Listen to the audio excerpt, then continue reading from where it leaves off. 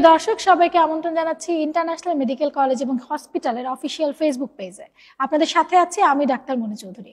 দর্শক, আজ আমরা খুবই গুরুত্বপূর্ণ একটি বিষয় নিয়ে কথা বলবো, টনসিলের সমস্যায় করণীয়।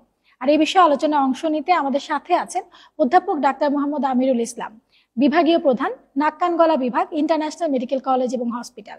চলুন দর্শক, কথা বলি আমাদের আজকের অতিথির সাথে।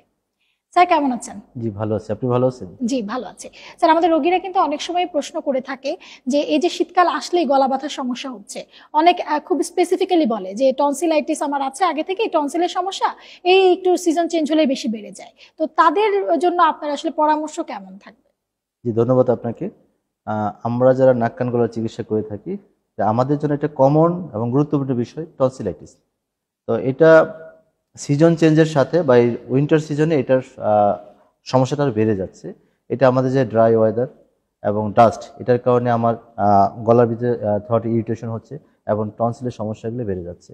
এবং এই ধরনের রোগীগুলো যারা আসে, এবং এটা বাচ্চা থেকে বলি অ্যাডাল্ট সবারই হতে পারে, তবে বাচ্চাদের ক্ষেত্রে এই সময়টা একটু বেশি হয়, যে আপার রেসপিরেটরি ইনফেকশন বেশি হচ্ছে, সাথে সাথে টনসিলাইটিস সমস্যাটা বেশি হচ্ছে।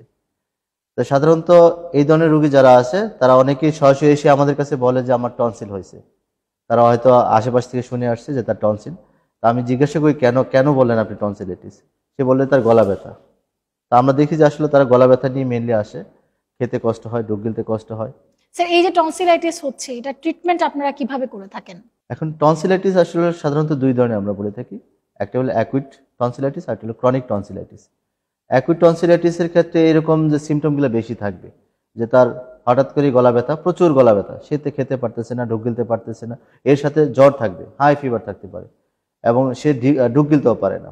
তো এই ধরনের যদি রোগী থাকে, অ্যাকুইট টনসিলাইটিসের রোগী থাকে, সেক্ষেত্রে আমরা ফার্স্ট তাকে কনজারভেটিভ ম্যানেজমেন্টে হয়তো আমরা কিছু অ্যান্টিবায়োটিক দিচ্ছি, ওরাল হাইজিন মেনটেন করতে বলছি, সাথে আমরা বলি প্লেন্টি অফ ফ্লুইড ইনটেক করতে হবে, সাথে আমি প্যারাসিটামল জাতীয় কোনো ওষুধ তাকে দিলে এবং গার্গল করতে বলি, এতে তার ব্যথাটা রিলিভ হবে। আর যদি ক্রনিক টনসিলাইটিস, যেটাকে বলি যে অনেক সময় ক্রনিক টনসিলাইটিস বা recurrent attack of chronic tonsillitis, তার মধ্যে অনেকে আছে যে আমাদের বছরে 6 থেকে 7 বার গলা ব্যথা হয় এবং গলা ব্যথাটা টনসিলেই হবে।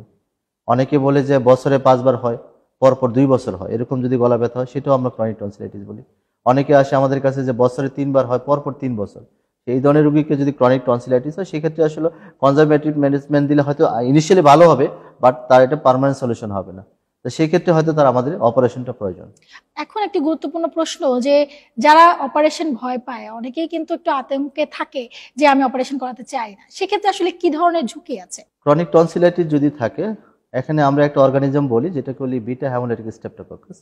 এটার এখানে সোর্স অফ ইনফেকশন আছে এটাই। এখান থেকে আমাদের পরবর্তী লং টার্ম যদি কেউ বারবার রিপিটেড ইনফেকশন, তার কিন্তু কার্ডিয়াক প্রবলেম হতে পারে, হার্টের সমস্যা হতে পারে, যেটাকে আমরা বাতজ্বর বলি, রিউমাটয়েড ফিভার বলি।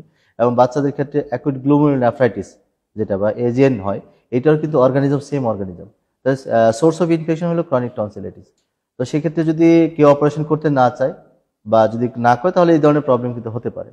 এছাড়াও যে টনসিল যদি ক্রনিক বারবার রিপিটেড ইনফেকশন হয়, টনসিলের পাশে পুঁজ জমে, যেটাকে বলি পেরিটনসিলার অ্যাবসেস, এটা থেকে স্পন্টেনিয়াস ব্লাস্ট হতে পারে, আরও অ্যাবসেস, প্যারাফেরেঞ্জিয়াল অ্যাবসেসও হতে পারে। তো সেক্ষেত্রে আমরা বলবো যদি এরকম বারবার সমস্যা হয়, তাকে অবশ্যই নিকটস্থ নাক কান গলা ডাক্তারকে দেখাতে হবে, তার শরণাপন্ন হতে হবে। যদি উনি অ্যাডভাইস করেন, অবশ্যই অপারেশন করে ফেলতে হবে। জি। এবং টনসিলের অপারেশন পরবর্তী কি রোগীদের জন্য কোনো নির্দেশনা আপনাদের থাকে যে অপারেশন পরবর্তী এই নিয়মগুলো মেনে চলতে হবে? খুব একটা নিয়ম আমাদের থাকে না, তারপর আমরা বলি যে স্বাভাবিক জীবনযাপন করতে সে স্বাভাবিক জীবনযাপনই করতে পারবে।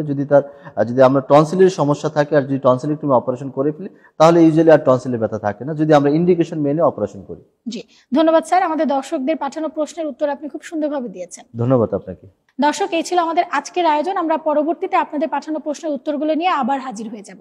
ততক্ষণ পর্যন্ত সবাই ইন্টারন্যাশনাল মেডিকেল কলেজ এবং হসপিটালের অফিসিয়াল ফেসবুক পেজের সাথেই থাকুন।